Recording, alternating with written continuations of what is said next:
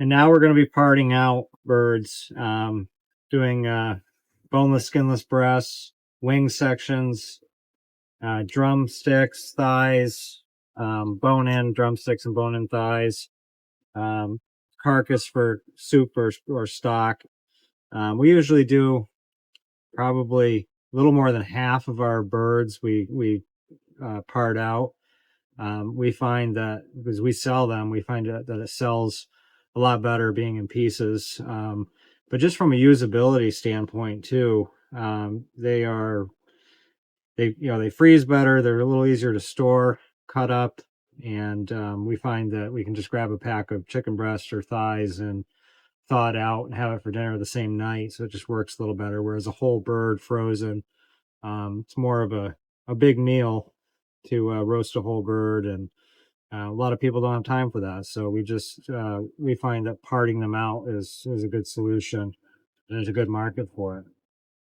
So I'll go slow so you guys can see this. I always start by kind of grabbing a hold of the wing section and cut right down in there. Find the joint. You don't want to cut into the breast meat.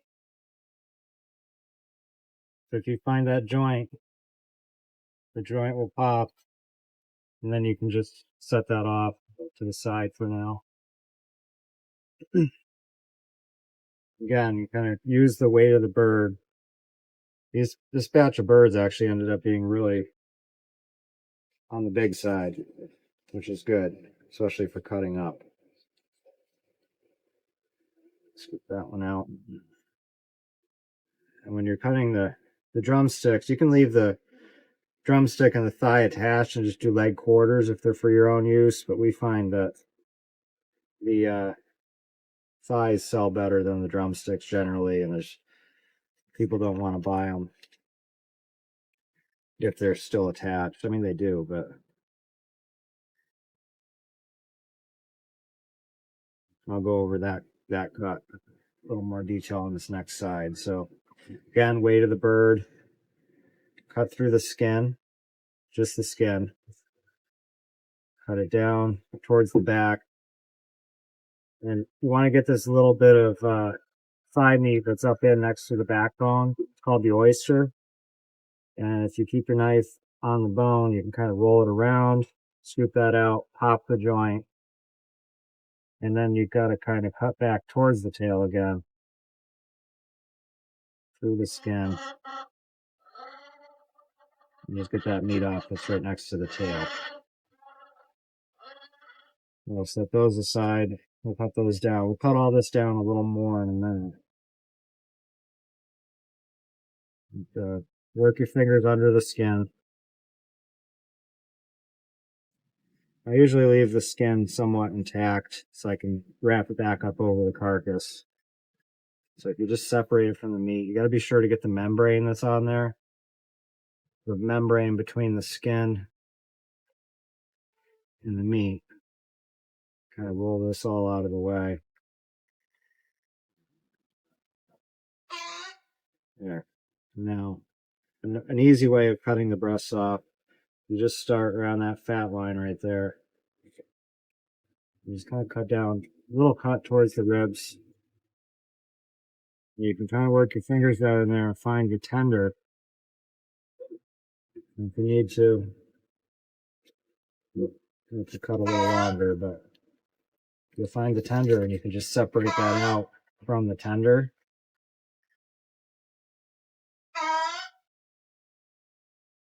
Peel that right off. Now you can just go down and find the breastbone, follow that down.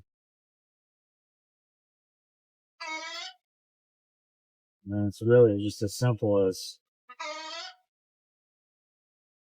making that cut right there. And that'll come right off of there.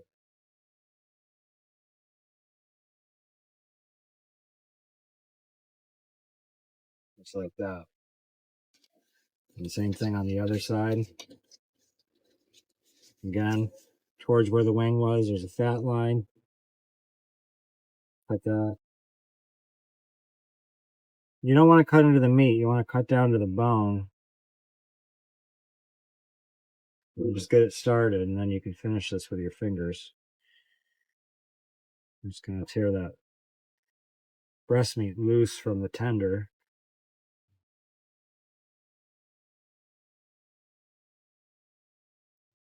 Again, right down through. Now you can, this gives you a little cleaner cut look if you just kind of make a very shallow cut on the top. And down to the breastbone again.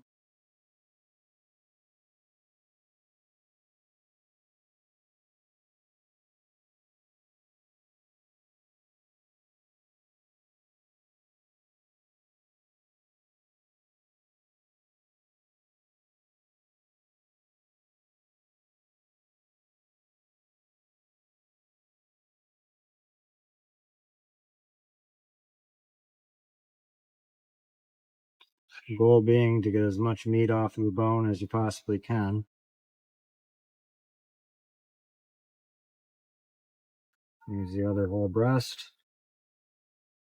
Now the tenders, you can do with these, is you find that breastbone that we just cut out. It's right here. It's laying in as a Y. You're gonna want to follow that almost like an X. You cross the keel bone and then stay parallel to that keel bone, and then do the same thing on the other side. Cross over.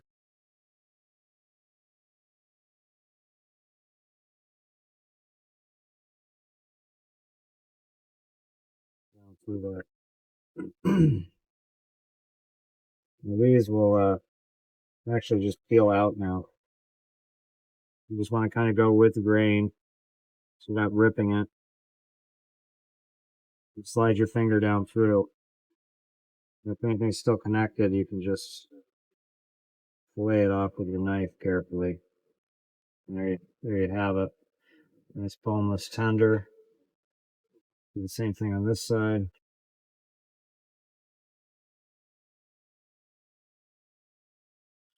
Again, another boneless tender.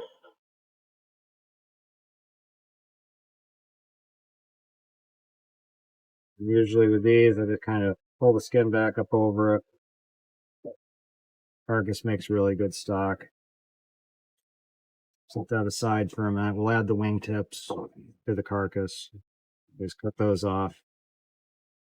Now, when you're cutting these, you got the flat and the drumette. Cut down through the skin. You want to stay towards the flat. You'll find that joint every time. Slice right through it. Again, take the wingtip off. But again, there's a joint there too. That one actually, if you're off a little bit, it cuts pretty easily. Again, favor towards the flat and cut right through the joint. Some nice big wing sections. When we run our smoker, do our smoked chicken, these are always a hit. We always sell out of our wings. Now, with this, there's a fat line right here, the yellow line. And then right here, you want to stay towards the drumstick side of it, and it should cut easily right down through that joint. Nice bone in thigh, bone in drumstick. Again, that fat line right there shows you where that joint is.